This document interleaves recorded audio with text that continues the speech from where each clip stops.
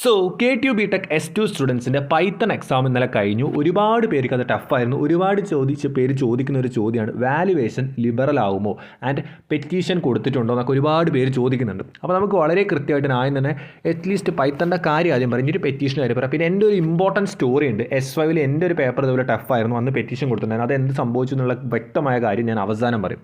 ആദ്യം Python exam ഒന്ന് validate ചെയ്യാം. ഫസ്റ്റ് തന്നെ നിങ്ങൾ നോക്കുക, 3 മാർക്കിൻ്റെ ചോദ്യങ്ങൾ നോക്കിയപ്പോൾ തന്നെ എനിക്ക് അത്യാവശ്യം മനസ്സിലായതാണ് അത് ഡിഫിക്കൽട്ടി ലെവലിൽ തന്നെ തോന്നിയിട്ടുണ്ട്. പ്രോഗ്രാംസ് എഴുതാൻ തന്നെയാണ് കൂടുതലും ചോദിച്ചത്. തിയറി ചോദിച്ചിട്ടുണ്ടെങ്കിലും പിന്നെ എസ്എ ക്വസ്റ്റ്യൻസ് നോക്കിയപ്പോഴും സെയിം അവസ്ഥയാണ്. അപ്പം ഒരു മോഡറേറ്റ് ഡിഫിക്കൽട്ട് അല്ലെങ്കിൽ ഡിഫിക്കൽട്ടിലോട്ട് കൂടുതലായിട്ട് ഫീൽ ചെയ്യുന്ന ഒരു പേപ്പർ തന്നെയാണ്.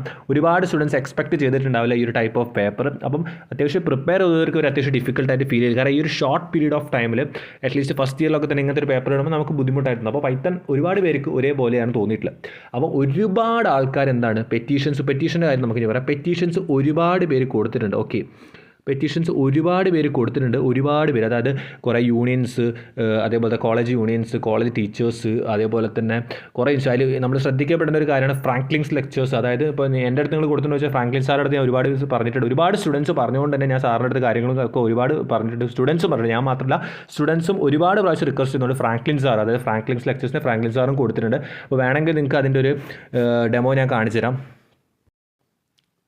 സോ ഇതാണ് ഫ്രാങ്ക്ലിൻസ് ലെക്ചേഴ്സിൽ ഫ്രാങ്ക്ലിൻ സാർ കൊടുത്തില്ല. അത്യാവശ്യം നല്ല ഡീസൻ്റ് ആയിട്ട് തന്നെ കാര്യങ്ങൾ പറയുന്നുണ്ട്. ഒരുപാട് പേര് കൊടുത്തിട്ടുണ്ട്. ആൻഡ് ഫ്രാങ്ക്ലിൻ സാർ ഓൾസോ അത് ചെയ്യുന്ന വലിയൊരു ഹെൽപ്പായിട്ട് തന്നെ എനിക്ക് ഫീൽ ചെയ്യുന്നുണ്ട്.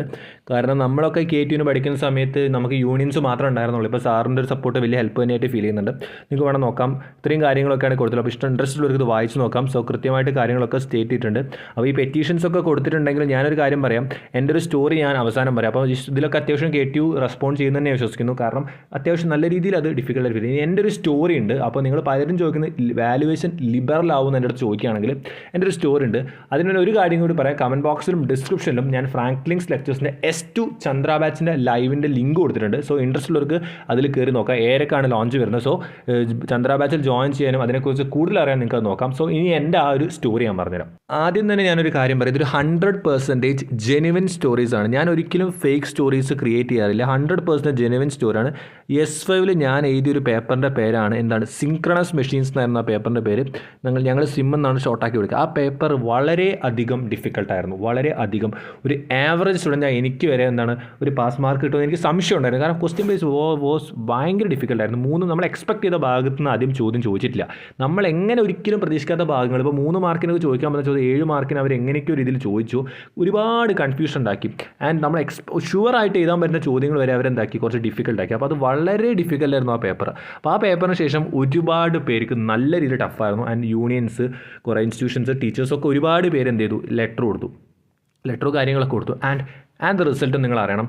റിസൾട്ട് വന്ന ടൈമിൽ എന്താ ഉണ്ടായെന്ന് വെച്ചാൽ ലിബറലായിട്ട് തന്നെയായിരുന്നു വാല്യുവേഷൻ. ഞാനൊക്കെ ഒരു എന്താ പറയുക, ഒരു ജസ്റ്റ് പാസ്സാവുമെന്ന് ഡൗട്ടുണ്ട്. എനിക്ക് ഒരുപാട് പേടിയുണ്ടായിരുന്നു. പക്ഷേ അത് സിമ്പിളായിട്ട് ഞാനും പാസ്സായി. എനിക്ക് അത്യാവശ്യം നല്ല ഗ്രേഡും കിട്ടി. എന്ന് വെച്ചാൽ ഒരുപാട് പേർക്ക് അതിൽ ലിബറലൈസേഷൻ കിട്ടിയിട്ടുണ്ട്. ലിബറൽ ആക്കിയിട്ടുണ്ടായിരുന്നു. കറക്ഷൻ ലിബറൽ ആക്കിയിട്ടുണ്ടായിരുന്നു എനിക്ക് പറയാനുള്ളത് സത്യം. അപ്പോൾ അതാണ് ഞാൻ പറഞ്ഞു വരുന്നത്. ലിബറൽ ആക്കുമെന്നൊക്കെ ഒരുപാട് പേര്, എൻ്റെ എക്സ്പീരിയൻസ് ഞാൻ കൃത്യമായിട്ട് ഷെയർ ചെയ്തിട്ടുണ്ട്. എൻ്റെ എക്സ്പീരിയൻസ് എന്താണ്, ഞാൻ എഴുതിയ S5 സിം എന്ന് പറഞ്ഞിട്ടുള്ള പേപ്പർ അത്യാവശ്യം ബുദ്ധിമുട്ടായിരുന്നു. ആ പേപ്പറിൻ്റെ റിസൾട്ട് വന്നപ്പോൾ എന്താണ് ലിബറൽ ആക്കിയിട്ടുണ്ടായിരുന്നു. അല്ലാന്നുണ്ടെങ്കിൽ ഞാൻ കുറച്ച് ബുദ്ധിമുട്ടായിരുന്നു. കാരണം എല്ലാ ക്വസ്റ്റ്യൻസും ഞാൻ അറ്റംപ്റ്റ് ചെയ്തിട്ടുണ്ടായിരുന്നു. അതൊരു വേറെ കാര്യം. എല്ലാം എനിക്ക് അറിയുന്ന പോയിന്റ്സ് ചെറുതാക്കി ഞാൻ എല്ലാത്തിലും മാക്സിമം എഴുതിയിട്ടുണ്ടായിരുന്നു. എന്നാലും എനിക്കൊരു പാസ് മാർക്ക് കിട്ടും ഡൗട്ട്. പക്ഷേ പാസ് മാർക്ക് പ്ലസ് എക്സ്ട്രാ കിട്ടിയിട്ടുണ്ടായിരുന്നു എനിക്ക് ഉറപ്പാണ്. കാരണം അത്യാവശ്യം നല്ല രീതിയിൽ അവർ കറക്റ്റ് ചെയ്തു. കാരണം അവർ ടഫാക്കിയപ്പോൾ അവർ ലിബറലാക്കി കറക്റ്റ് ചെയ്തിട്ടുണ്ട്. അപ്പോൾ അത് കൃത്യമായിട്ട് മനസ്സിലാക്കി. നിങ്ങൾ എല്ലാ ചോദ്യങ്ങളൊക്കെ എഴുതിയിട്ടുണ്ടെങ്കിൽ നിങ്ങൾക്ക് ലിബറൽ ആവാനാണ് ചാൻസ്. എൻ്റെ എക്സ്പീരിയൻസ് ഞാൻ ഷെയർ ചെയ്താണ്. നിങ്ങളുടെ കേസും ഇതേപോലെ തന്നെ ആവട്ടെ എന്ന് ഞാനും ആശംസിക്കുന്നു. എൻ്റെ എക്സ്പീരിയൻസ് ജെന്യുവിനാണ്. നിങ്ങൾക്ക് വേണമെങ്കിൽ S5 അതായത് എൻ്റെ ഇയർ, അതായത് 2019 സ്കീമിൽ എൻ്റെ ഇയർ, ഇപ്പോഴത്തെ 4th ഇയർ നിങ്ങളുടെ സീനിയേഴ്സിനോട് ഇലക്ട്രിക്കൽ പഠിക്കുന്നവർക്ക് ചോദിക്കാം, ആരോട് വേണം ചോദിക്കാം. This is 100% genuine. എൻ്റെ എക്സ്പീരിയൻസ് ഞാൻ ക്ലിയർ ആയിട്ട് ഷെയർ ചെയ്തിട്ടുണ്ട്.